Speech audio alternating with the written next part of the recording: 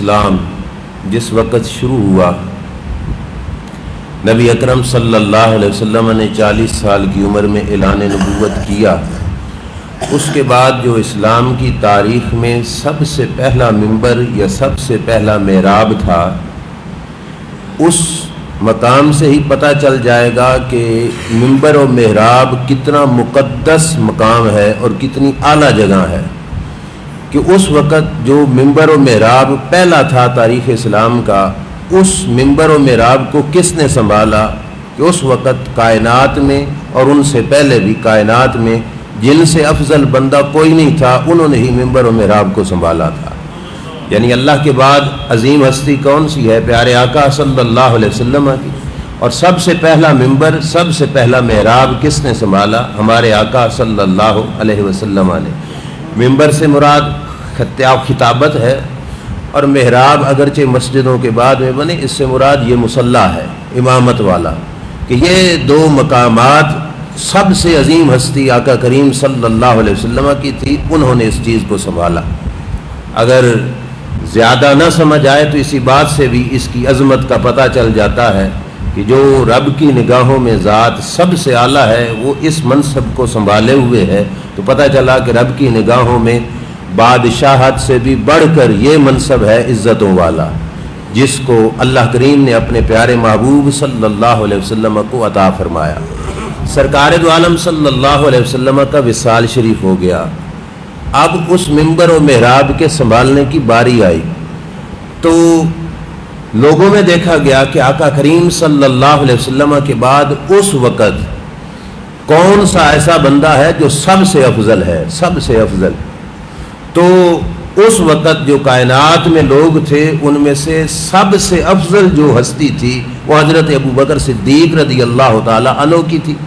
اس واسطے حضور علیہ السلام کے بعد اس منبر کو اور محراب کو حضرت ابوبکر صدیق رضی اللہ تعالی عنہ نے سنبھالا، اور حضرت علی المرتضیٰ رضی اللہ تعالی عنہ اس بات کی گواہی دیتے ہیں کہ یہ منبر مقدس کتنا ہے، یہ محراب مقدس کتنا ہے، اور اس کے سنبھالنے والے کی شان بلند کتنی ہے، کہ حضرت علی المرتضیٰ رضی اللہ تعالی عنہ نے خود اس پر ارشاد فرمایا کہ اگر ابوبکر صدیق اس منبر و محراب کے اہل بننے کے لائق نہ ہوتے تو حضرت علی نے کیا فرمایا؟ فرمایا میں کبھی بھی ابوبکر صدیق کو منبر رسول کی پہلی سیڑھی پہ بھی قدم نہ رکھنے دیتا۔ کیوں؟ کیونکہ یہ مقدس جگہ ہے، اس مقدس جگہ کی عزت ہے دربار خدا میں بھی اور دربار مصطفیٰ صلی اللہ علیہ وسلم میں بھی۔ اس مقدس مقام کو سنبھالنا یہ اس بندے کی ڈیوٹی ہے جو نگاہ خدا میں سب سے اعلیٰ ہو۔ پھر حضرت ابوبکر کے وصال کے بعد، یہ لمبی بات ہے میں ساری تو نہیں، جو سب سے عظیم ہستی تھی حضرت عمر، انہوں نے سنبھالا، ان کے بعد حضرت عثمان غنی نے سنبھالا، ان کے بعد پھر حضرت علی المرتضیٰ شیر خدا رضی اللہ عنہ نے سنبھالا، پھر حضرت مولا حسن رضی اللہ تعالیٰ عنہ نے سنبھالا، اور پھر انہوں نے یہ منبر و محراب حضرت امیر معاویہ رضی اللہ تعالیٰ عنہ کے سپرد کیا۔ یہاں تک جو سلسلہ رہا، اس منبر و محراب میں اور تخت و تاج میں موافقت رہی، یعنی جن کے پاس منبر و محراب ہوتا انہی کے پاس تخت و تاج بھی ہوتا۔ تخت و تاج سے مراد ہے حکومت، کہ جو منبر و محراب کے وارث تھے، حکومت کے وارث بھی وہی تھے۔ جب حضور علیہ السلام مصلی پہ کھڑے ہوتے یا منبر پہ بیٹھتے تھے تو حکومت ظاہری جو تھی وہ بھی آقا کریم علیہ السلام کی تھی۔ حضور کے وصال کے بعد جب منبر پہ ابوبکر صدیق بیٹھتے تھے اور مصلی پہ بھی وہ کھڑے ہوتے تھے تو حکومت کے بڑے خلیفہ اور امیر المومنین بھی حضرت ابوبکر صدیق رضی اللہ تعالی عنہ تھے۔ یعنی ابتدا جب ہوئی اس وقت منبر محراب جو تھا وہ انہی لوگوں کے پاس رہا جن لوگوں کے پاس تخت و تاج رہا، اور تخت و تاج ان کے پاس رہا جن کے پاس منبر و محراب رہا۔ حتیٰ کہ یہ بات بہت قیمتی ہے، اور اس سے منبر و محراب کا تقدس سمجھ آئے گا کتنا اعلیٰ ہے، کہ جس وقت حضرت علی المرتضیٰ رضی اللہ تعالیٰ عنہ سے بات ہوئی کہ منبر و محراب آپ نے سنبھالنا تھا یا ابوبکر صدیق نے سنبھالنا تھا؟ نہیں، تخت و تاج یہ حکومت آپ نے سنبھالنی تھی یا ابوبکر صدیق نے سنبھالنی تھی؟ تو مولا علی نے جو دلیل دی وہ کیا تھی؟ فرمایا ردینا لدنیانا من رضیہ رسول اللہ صلی اللہ علیہ وسلم لدیننا جس ہستی کو ہمارے نبی نے ہمارے ممبر و محراب کا وارث بنایا ہے، اسی کو ہم نے اپنے تخت و تاج کا بھی وارث بنایا ہے۔ پتہ چلا یہ اتنا ہی عظیم مقام ہے کہ اس کی وراثت کو دیکھ کر دنیا کی حکومت سپرد کی جاتی تھی، اور یہ بات مولا علی جیسا بندہ کہہ رہا ہے، تو پتہ چلا کتنی مقدس جگہ ہے۔ تو اب ممبر و محراب پر جو دور گزرے، میری ناقص علم کے مطابق جو سلسلہ گزرا وہ 3 قسم کا تھا۔ سب سے پہلا دور، جس دور کے اندر ممبر و محراب، تخت و تاج اکٹھے رہے، ممبر و محراب بھی مقدس لوگوں کے ہاتھوں میں تھا تو تخت و تاج بھی مقدس لوگوں کے ہاتھوں میں تھا۔ پھر آہستہ آہستہ صورتحال ایسی بنی کہ تخت و تاج کے وارثوں کے اندر دنیا کی محبت، دنیا داری وہ داخل ہو گئی اور ان کی توجہ دنیا کی طرف ہوئی۔ لیکن وہ دنیا دار ہونے کے باوجود بھی تخت و تاج والے، حکومت والے، انہوں نے ممبر و محراب کو نہ چھوڑا، ممبر و محراب کے بھی وارث بنے رہے، لیکن دنیا دار ہونے کی وجہ سے، عظیم نہ ہونے کی وجہ سے، شان والا نہ ہونے کی وجہ سے، یا رب والا نہ ہونے کی وجہ سے وہ ممبر و محراب کے بھی وارث نہیں تھے، اور اصلاً وہ تخت و تاج کے بھی وارث نہیں تھے۔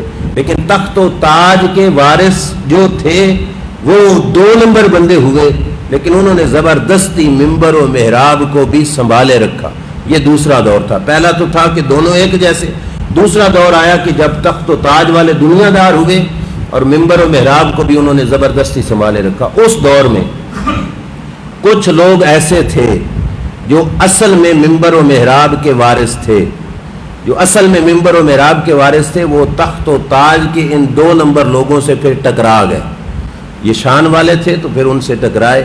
سب سے پہلے یزید جس وقت تخت و تاج اس نے سنبھالا، حکومت سنبھالی، وہ ممبر و محراب کو بھی زبردستی اس نے سنبھالے رکھا تھا۔ دمشق کی مسجد میں جمعے کا خطبہ یزید دیا کرتا تھا، امامت بھی یزید کرایا کرتا تھا۔ لیکن اس دور میں کوئی سچے وارث بھی تو تھے نا، جو سچے وارث تھے ممبر و محراب کے، وہ چپ نہ بیٹھے، وہ بولے۔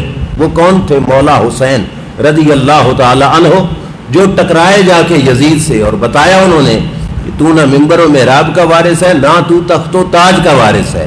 یہ عظیم مقام ہے جس مقام پر تیرے جیسے بدبخت کی جگہ نہیں، یہ کسی جو ہے دیندار بندے کی جگہ ہے۔ اس واسطے ممبر و محراب والے تخت و تاج والوں سے ٹکراتے رہے۔ پھر وقت آیا جس وقت حجاج بن یوسف، میں ساری تاریخ سے تو نہیں گزر سکتا، میں تھوڑا نشانہ آپ کو سامنے عرض کر رہا ہوں۔ حجاج بن یوسف کا دور آیا، ظالم حکمران تھا، انتہائی جابر حکمران تھا، لیکن اس نے بھی زبردستی تخت و تاج کے ساتھ ساتھ ممبر و محراب کو بھی سنبھالے رکھا۔ اصحاب رسول صلی اللہ علیہ وسلم حجاج بن یوسف کے پیچھے نمازیں بھی پڑھتے رہے کہ اس نے ممبر و محراب کے ساتھ جو تھا تخت و تاج دونوں سنبھالے رکھے۔ لیکن اس وقت جو سچے وارث تھے حضرت عبداللہ بن زبیر رضی اللہ تعالیٰ عنہ جیسے، وہ پھر ٹکرائے اس سے۔ انہوں نے کہا نہیں، جان دے دیں گے لیکن لوگوں کو یہ بتائیں گے کہ سچا وارث ممبر و محراب کا اور تخت و تاج کا وہ ہوتا ہے جس کو اللہ نے دین کے اندر عظمت اور بلندی عطا فرمائی ہو، ہر بندہ اس کا وارث نہیں ہوتا۔ حضرت عبداللہ بن زبیر ٹکرائے۔ یہ ہماری تاریخ پرانی رہی۔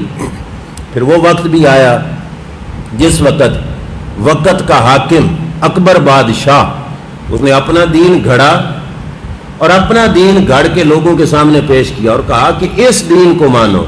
اس وقت ممبر و محراب کے وارث حضرت مجدد الفسانی شیخ احمد سرہندی فاروقی رحمۃ اللہ تعالی علیہ وہ اٹھے اور انہوں نے صدائے حق بلند کی اور اللہ اکبر کی اذان دی، اور انہوں نے لوگوں کو بتایا کہ بادشاہ کا گھڑا ہوا دین سچا نہیں، دین سچا وہ ہے جو رب کے نبی نے ہمیں عطا فرمایا ہے۔ یہ ممبر و محراب کے وارث پھر ٹکرا گئے تخت و تاج والوں سے۔ یہ یاد رکھنا، ہمارے اندر تو خوف اتنا ہے کہ ہم بڑی چھوٹی چھوٹی بات پہ ڈر جاتے ہیں۔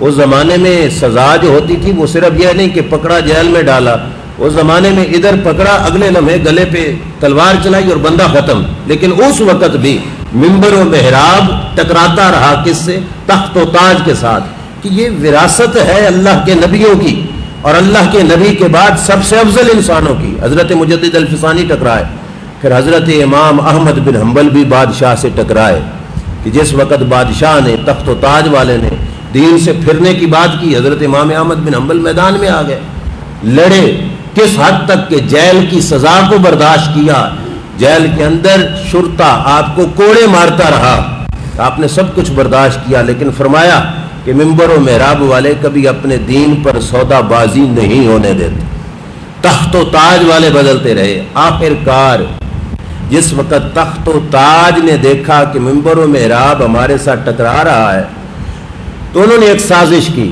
اب یہ باتیں حوصلے سے سننا، 1857 کی جنگ آزادی ہوئی، جس کے بعد انگریز یہاں پہ آیا اور انہوں نے یہ سازش کی کہ منبر و محراب الگ کر دیا جائے اور تخت و تاج الگ کر دیا جائے، اور لوگوں کو یہ باور کرایا جائے کہ تخت و تاج کے مالک اور لوگ ہوتے ہیں، منبر و محراب کے مالک اور لوگ ہوتے ہیں، یہ اور لوگوں کا کام ہے، وہ اور لوگوں کا کام ہے۔ جیسے آج بھی ذہنوں تک وہ بھوت سوار ہے کہ لوگ کہتے ہیں مولویوں کا حکومت سے کیا، مولویوں کا حکمرانی سے کیا۔ یہ سلسلہ تھا بھی یہاں سے کہ یہ لوگ سنبھالنے والے تھے اس کو، لیکن انگریز نے اس دونوں شعبوں کو الگ کیا کہ یہ الگ لوگوں کا کام ہے، وہ الگ لوگوں کا کام ہے، لہذا منبر و محراب والے اور ہوں گے، تخت و تاج والے اور ہوں گے۔ اور اس آواز کو دبانے کے لیے جو ہر دور میں منبر و محراب سے اٹھی اور تخت و تاج سے ٹکرائی، اس آواز کو دبانے کے لیے انہوں نے یہ کیا کہ جو منبر و محراب کے وظیفے تھے، تنخواہیں تھیں، جو وسائل تھے، اس پہ قدم رکھنا شروع کر دیا کہ کوئی وسیلہ، کوئی سبب، کوئی تنخواہ، کوئی وظیفہ حکومت کی طرف سے ان کو نہیں ملے گا۔ اس دور میں ایسے علماء حق رہے جنہوں نے بھوک تو برداشت کی پر منبر محراب کا تقدس پامال نہیں ہونے دیا۔ پھر وہ لوگ بھی آئے، میں باقاعدہ طور پہ ایسے تعارف سے جانتا ہوں جیسے آپ کا اور میرا تعارف ہے کہ جن لوگوں نے اللہ کے دین کی اس وراثت کو سنبھالنے کے لیے، یعنی منبر و محراب کو سنبھالنے کے لیے مدرسے سے گھر گھر جا کر روٹیاں مانگ کر اپنا پیٹ پالا، لیکن منبر محراب کے تقدس کو پامال نہیں ہونے دیا۔ لیکن جو تخت و تاج والے تھے انہوں نے ہر راہ میں رکاوٹ ڈالی تاکہ یہ منبر و محراب والے دب جائیں، ان کی آواز دب جائے، یہ ہم سے ٹکرائیں نہیں۔ لیکن وہ لوگ حق پرست اور سچ پرست جنہوں نے اس صدائے حق کو بلند کیا، کچھ بھوکے رہ کر بھی گزارے کرتے رہے، لیکن یہاں سے یہ آواز پھر بھی حق کے لیے اٹھتی رہی اور تخت و تاج کے ساتھ ٹکراتی رہی۔ یہ آپ کے سامنے معاملہ ہے کہ قربانی کی کھالوں سے سال سال کے نظام چلتے تھے، اس پہ پابندیاں لگی کہ کوئی شخص مدرسے کو دے نہیں۔ پھر لوگ اللہ کے فضل سے طاقت آج بھی منبر و محراب کی ڈاڈی ہے۔ یہ کلمہ پڑھنے والے لوگ جن پہ پرچے کاٹے گئے فقط اس وجہ سے کہ اس نے مدرسے کو کھال کیوں دی، دین والوں کو کھال کیوں دی، اے لوگ بیچارے چوری چوری بھی جا کر ان لوگوں تک یہ وظیفہ پہنچاتے رہے۔ آخر کار یہ حربہ ہوا کہ اس کی قیمت ہی گرا دو، 4 5 500 والی کھال 20 روپے کی بکنے لگی، لیکن منبر و محراب کی طاقت کو کمزور نہ کیا جا سکا۔ کیوں؟ وجہ یہ تھی کہ یہ لوگ بدنی طاقت سے تھوڑا اور مدنی طاقت سے زیادہ کام کرتے تھے، کہ بدن ان کے بے شک کمزور رہے لیکن جو طاقت مدینہ شریف سے آتی رہی وہ ان کے جذبات کو مزید طاقت بخشتی رہی۔ اور ہمارے اسلاف ایسے گزرے جنہوں نے گھر کی بیویوں کے زیورات بیچ کر منبر محراب کے تقدس کو بچایا۔ حضور پیر پٹھان پیر سیال لجپار رحمۃ اللہ تعالی علیہ کے شیخ ہیں حضرت شاہ محمد سلیمان توسوی رحمۃ اللہ تعالی علیہ۔ جس وقت آستانہ عالیہ درگاہ بنی نا خانقاہ شریف توسا شریف کی، اس زمانے میں درگاہ کا یہ مقصد نہیں ہوتے تھے کہ چندے صرف بٹورے جائیں، بس صندوقڑی رکھ دو جی آستانہ بن گیا، نہیں۔ اس زمانے میں جو درگاہ کا بڑا وارث ہوتا تھا وہ لوگوں کو اللہ کے دین کی تعلیم دیتا اور تربیت کرتا ان کی۔ حضرت شاہ سلیمان توسوی لوگوں کو دین پڑھاتے۔ آپ کا طریقہ یہ ہوتا، نماز فجر کے بعد مسجد میں بیٹھتے وظیفہ پڑھتے، وظیفے کے بعد آپ گھر ناشتے کے لیے جاتے، اس دوران جو درویش ہوتے وہ بھی ناشتہ کر لیتے، پھر آپ بیٹھ جاتے، زور کی نماز تک بیٹھ کر آپ اللہ کے دین کا سبق پڑھاتے تھے۔ اس زمانے میں یہ نہیں تھا کہ کوئی جوان ہے وہ پڑھنے کے لیے جائے اور کوئی بوڑھا ہے تو وہ نہ جائے۔ اس زمانے میں لوگ دین کے پیاسے تھے اور ہر شخص، بوڑھے بوڑھے لوگ بھی حضرت شاہ سلیمان توسوی کے پاس جا کے پڑھتے تھے۔ یہ بات توجہ سے سننا، نماز فجر پڑھ کے حضرت شاہ سلیمان توسوی نے وظیفہ پڑھا، اور وظیفے کے بعد جب گھر جانے لگے تو جو طالب علموں کا اور درویشوں کا لنگر کھانا تھا، وہاں پہ لانگری کوئی نہیں، نہ آگ جل رہی ہے، نہ چولہا گرم ہے، ناشتہ تیار بھی نہیں ہو رہا، آپ نے بلا لیا لنگر کھانے والے کو، باورچی کو، فرمایا آج تو نے ناشتہ نہیں تیار کیا؟ اس نے آ کے بتایا حضرت لنگر کھانے کے جو دانے ہیں یعنی اناج غلہ ہے وہ ختم ہو چکا ہے، اس واسطے آج لنگر کھانے کا چولہا گرم نہیں ہوا۔ فرمایا کیا ہوگا؟ کہا آج درویش بھوکے رہیں گے، فاقہ ہوگا درویشوں کا۔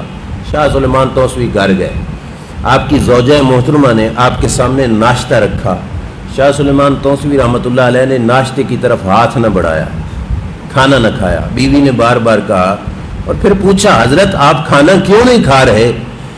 حضرت شاہ سلیمان توسوی نے فرمایا کہ محمد سلیمان اس وقت تک کھانا نہیں کھائے گا جب تک میرے مدرسے کے طالب علم نہیں ناشتہ کر لیتے۔ آج ان کا چولہا گرم نہیں، اس واسطے میں بھی ناشتہ نہیں کروں گا۔ یہ اس طاقت کو اور اس تقدس کو برقرار رکھنے کے لیے۔ اور پھر بیوی بھی کوئی آج کل کی عورت تو نہیں تھی، وہ حضرت شاہ سلیمان توسوی کی بیوی تھی، اس نے چنگیر اٹھائی، چھبی اٹھائی، واپس لے گئی۔ اب اگلی دفعہ چنگیر لے کے آئی نا تو صرف روٹی سالن نہیں تھا، اس چھبی کے اندر اس بیوی کا سارا زیور تھا، اور اس نے روٹی کے ساتھ اپنا زیور رکھ کے کہا حضور یہ زیور بیچ کر بچوں کے ناشتے کا بھی انتظام کرو اور خود بھی ناشتہ فرما لو۔ حضرت شاہ سلیمان توسوی رحمۃ اللہ تعالی علیہ نے پھر ناشتہ کیا جب پہلے طالب علموں کے ناشتے کا انتظام فرمایا۔ یہ بات سنانے کا میرا مقصد یہ ہے کہ ممبر و محراب طاقتور رہے، اس کا تقدس پامال نہیں ہونے دیا گیا۔ لیکن جس وقت غیروں نے دیکھا تخت و تاج کے ناجائز جو وارث تھے ان لوگوں نے کہ ممبر و محراب تو ہم پہ بھوکا رہ کے بھی ٹکراتا ہے، اس کی آواز کو چپ کرایا جائے، اس کی گنڈی پہ ناخن رکھا جائے، تو انہوں نے کہا پھر لوہے کو لوہا کاٹتا ہے۔ ایسے لوگ تیار کیے جائیں جن کا روپ ہو مولویوں جیسا، جن کی شکل و صورت ہو مولویوں جیسی لیکن اندر کچھ نہ ہو، ان کو داخل کرو ان کے اندر اور وہ جا کے بن جائیں ممبر و محراب کے وہ بھی وارث، اور پھر وہ ممبر و محراب کے تقدس کو کریں گے پامال۔ اور جس وقت یہ تقدس پامال ہو جائے گا اس وقت پھر حق کی اذانیں دینے والا کوئی نہیں رہے گا، اور پھر ایسے لوگ آ گئے۔ یہ ہے میرا درد جس کی وجہ سے میں نے یہ موضوع رکھا کہ جس وقت ایسے لوگ ممبر و محراب کے وارث بنے جن کی نگاہ دین پہ کم دولت پہ زیادہ ہونے لگ گئی، اور انہوں نے اپنی گفتگو بھی تقریر بھی لوگوں کے چسکے کے لیے کی، ضرورت کے لیے نہ کی کہ لوگوں کو کس مسئلے کی ضرورت ہے، اور عوام سننے والی نے بھی کہا کہ ہم سنیں گے وہ جو ہمارے کانوں کا چسکا پورا کرے۔ اب صورتحال یہ بن گئی کہ جیسے ہوٹل کے ٹھیکے پر چائے بیچنے والا چائے بنا رہا ہوتا ہے، کوئی شخص آ کے ٹیبل پہ بیٹھتا ہے اور وہ آ کے کہتا ہے ہاں جی پتی تیز، چینی کم اور دودھ سارے کا سارا، پانی نہیں ڈالنا، ایسی چائے بنا کے دو۔ اب آرڈر اس نے کیا اور یہ کیا کہتا ہے ٹھیک ہے جی جیسا آپ کا آرڈر ویسی چائے، لیکن پیسے میری مرضی کے ہوں گے، چائے تیری مرضی کی، پیسے میری مرضی کے۔ اب یہ ممبر و محراب چائے کا ٹھیا بننے لگا۔ وہ کیسے کہ جنہوں نے مولوی کو بلایا اس نے کہا کہ مولوی صاحب کسی کے خلاف نہیں بولنا، فلاں کے خلاف نہیں بات کرنی، سود کے خلاف نہیں کرنی، ہمارے نمازی سود کھانے والے ہیں، زنا کے خلاف نہیں کرنی کہ فلاں بندہ بہت بڑا چودھری ہے وہ اس جرم میں مبتلا ہے، وہ ہمیں ماہانہ اتنا وظیفہ دیتا ہے، یہ تقریر بھی نہیں کرنی، یہ بھی نہیں کرنی، یہ بھی نہیں کرنی۔ مولوی صاحب بیٹھ گئے، مولوی صاحب نے کہا ٹھیک ہے تقریر تھوڑی مرضی دی تو پھر پیسے میری مرضی کے۔ اب ممبر کا خطاب 40 ہزار میں بکنے لگا، 60 ہزار میں بکنے لگا۔ یہ لوگ ایسے ممبر و محراب پہ آئے جو ممبر و محراب کے وارث نہیں تھے، اگرچہ حق آج بھی کچھ نہ کچھ مقامات پہ ہے، لیکن اس کی باوجود یہ جو 2 نمبر طبقہ ممبر و محراب کا وارث بنا، جنہوں نے فقط اپنی آواز کی رنگینی کے ساتھ لوگوں کو اپنی طرف مائل کیا، دین حق کی جو اصل بات تھی وہ لوگوں تک نہ پہنچائی، تو اس وقت غیروں نے سمجھا کہ اب ہم اپنے مشن میں کامیاب ہو گئے۔ اب وہ داڑھی والا ہو چاہے سر پہ پگڑی ہو، جس وقت وہ یہ دیکھے گا کہ مجھے تنخواہ کہاں سے ملتی ہے، تو ایسے لوگوں کو بھی عاشق رسول کہیں گے جن کو قیامت کا لفظ بھی بولنا نہیں آتا۔ ایسا تقدس پامال ہو گیا ممبر و محراب کا کہ لوگ یہاں پہ بیٹھنے والے اس مقام کے وارث اپنے آپ کو نہ سمجھنے والے۔ اب بھائیے یہ تمہید کے بعد اب میں قرآن کی آیت جو میں نے پڑھی، ابراہیم علیہ السلام کو رب نے آزمایا چند کلمات کے ساتھ۔ جس وقت ابراہیم علیہ السلام پیپر میں ہوئے نا پاس، تو اللہ نے فرمایا ابراہیم تجھے ڈگری ملے گی۔ یا اللہ کیا ملے گی؟ فرمایا انی جاعلک للناس اماما، فرمایا ابراہیم تیرا انعام یہ ہے کہ میں تجھے ممبر و محراب کا وارث بناؤں گا۔ اگر رب کی نگاہ میں اس سے بڑا کوئی عہدہ ہوتا نا تو رب ابراہیم علیہ السلام کو وہ دیتا۔ رب نے فرمایا کہ اب نبوت کے بعد یہی عہدہ ہے سب سے بڑا۔ فرمایا ابراہیم تیرے پیپر میں کامیابی ہے، تو کامیاب ہے، انعام یہ ہے رب کی طرف سے کہ تو ممبر و محراب کا وارث بنے گا۔ اب جب اتنا بڑا انعام ملا نا تو ابراہیم علیہ السلام نے کیا دعا کی؟ قال ومن ذریتی، یا اللہ یہ وراثت صرف مجھے نہ دینا، میری نسلوں کو بھی ممبر و محراب کا وارث بنانا۔ اب رب نے تقدس بتایا ابراہیم علیہ السلام کو، فرمایا قال لا ینال عہدی الظالمین، فرمایا ابراہیم یہ مقدس جگہ ہے، اس مقدس جگہ کا وارث وہ بنے گا جو ظالم نہیں ہوگا، ظالموں کو یہ مقام نہیں ملے گا، یعنی حقیقی طور پر وہ وارث ہوں گے جو ظالم نہیں ہوں گے۔ اے ابراہیم تیری اولاد سے یہ سلسلہ چلے گا لیکن ظالموں کو یہ عہدہ میں نہیں دوں گا۔ تو پتہ چلا اتنا مقدس مقام تھا جو رب نے اپنے نبیوں کو نبوت کے بعد یہ جگہ عطا فرمائی۔ اور پھر حضور علیہ الصلوۃ والسلام نے یہ حالات دیکھے جو آج کل ہمارے سامنے ہے کہ ممبر و محراب بک گیا، اور جہاں سے آواز وہ اٹھی جو غیروں کی تھی۔ میرے آقا صلی اللہ علیہ وسلم کے فرمان میں بخاری شریف کی حدیث ہے، پوچھا گیا اذا ضیعت الامانۃ فانتظر الساعۃ، حضور نے فرمایا جس وقت امانتیں ضائع ہو جائیں پھر انتظار کرو قیامت کا، پھر قیامت کا انتظار کرو، تبدیلی کا نہیں، پھر قیامت ہی آئے گی۔ سرکار نے فرمایا، اب صحابہ نے پوچھا یا رسول اللہ امانت کے ضائع ہونے سے کیا مراد ہے؟ فرمایا اذا وسد الامر الی غیر اہلہ، فرمایا جس وقت عہدے ان کو دیے جانے لگیں گے جو اہل نہیں ہوں گے اس وقت امانت ضائع، جس وقت امانت ضائع اس وقت قیامت کا ہی انتظار کرو۔ یہ میرے آقا صلی اللہ علیہ وسلم کا فرمان ہے۔ اور پھر دوسرے مقام پر حضرت عمر رضی اللہ تعالیٰ عنہ کا جملہ جو آپ نے حضرت زیاد سے کہا، فرمایا حل تعرف ما یہدم الاسلام، فرمایا جانتے ہو کون سی چیز ہے جو اسلام کو سخت نقصان دیتی ہے؟ کون سی چیز ہے جو اسلام کے لیے سخت نقصان کا باعث ہے، اسلام کی دیوار کو گرا دیتی ہے؟ کون سی چیز ہے؟ انہوں نے عرض کی حضرت عمر سے آپ ہی بتائیے کون سی چیز ہے؟ آپ نے فرمایا 3 چیزیں ہیں۔ اب یہ بات انہوں نے حضور سے سنی تھی۔ حضرت عمر نے کیا کہا؟ فرمایا پہلی چیز ہے ذلت العالم، عالم کا پھسل جانا، عالم کا پھسل جانا، یہ وہ چیز ہے جو اسلام کی دیوار کو گرا دیتی ہے۔ امام اعظم ابو حنیفہ کنویں پہ گئے نا تو ایک لڑکی گھڑا بھر کے اٹھا رہی تھی اور کنویں کے کنارے پہ کیچڑ تھا، تو فرمایا بیٹی تھوڑی دھیان سے کہیں پھسل کے گر نہ جانا۔ تو اس بچی نے کہا میں تو دھیان کروں گی، دھیان زیادہ بابا تو نے کرنا ہے، کیوں؟ کیونکہ میرے پھسلنے سے صرف گھڑا ٹوٹے گا اور اگر تو پھسل گیا تو لوگوں کے ایمان ٹوٹ جائیں گے۔ تو یہ ہے کہ عالم کا پھسل جانا۔ اب شارحین نے لکھا کہ عالم کے پھسلنے سے یہ مراد نہیں کہ وہ کیچڑ میں پاؤں پھسلا گر گیا، عالم کے پھسلنے سے مراد ہے کہ حق کی بات کہنا اگر عالم چھوڑ دے گا تو فرمایا یہ ہے عالم کا پھسل جانا۔ وہ نیکی کا حکم نہ دے، برائی سے منع نہ کرے، فرمایا یہ عالم کا پھسل جانا ہے، اور اگر عالم پھسل گیا تو فرمایا پھر اسلام کی دیوار گر جائے گی۔ اب یہ ہے کہ عالم کے نام پر جو دبا لوگ ہیں، وہ لوگ ممبر و محراب کو جس وقت سنبھالے، دون قسم کے اور بھنڈ قسم کے لوگ، یہ میں بڑی معذرت کے ساتھ لفظ ادا کر رہا ہوں، آپ یوٹیوب پہ جائیں جن لوگوں کا تعلق ہے، میں خدا کی قسم بندہ حیران ہو جاتا ہے، اوپر جو ہائی لائٹ لفظ کی ہوتے ہیں وہ کیا ہوتے ہیں کہ مولوی صاحب نے ایسی بات کی کہ ہنسا ہنسا کے کون کو مار دیا، یہ باقاعدہ ہیڈ لائن لکھی ہوتی ہے بیان پر، اور نیچے کیا ہے بیان کہ مولانا نے دوران خطاب ایسی بات کی کہ مجمع ہنس ہنس کے دورہ ہو گیا۔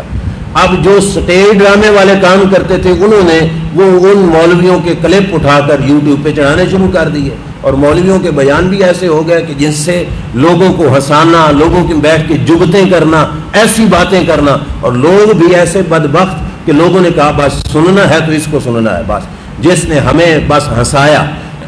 ساری رات محفل ہوتی رہی، صبح پوچھو کیا پلے پڑا؟ کچھ نہیں، بس مولوی صاحب نے ہنسایا بڑا ہے۔ یہ کیا ہے؟ ممبر و محراب کا تقدس صرف ادھر سے پامال نہیں ہوا، کچھ ادھر سے بھی پامال ہوا کہ ہم نے لاکھوں لاکھوں روپیہ ان لوگوں کو دیا جن کے پلے دین کا ذرا بھی نہیں تھا، اور جنہوں نے دین کو نہ سمجھا تھا نہ دین کو پڑھا تھا، اور وہ دین کے وارث بن کر دین کے مسئلے بتانے لگ گئے۔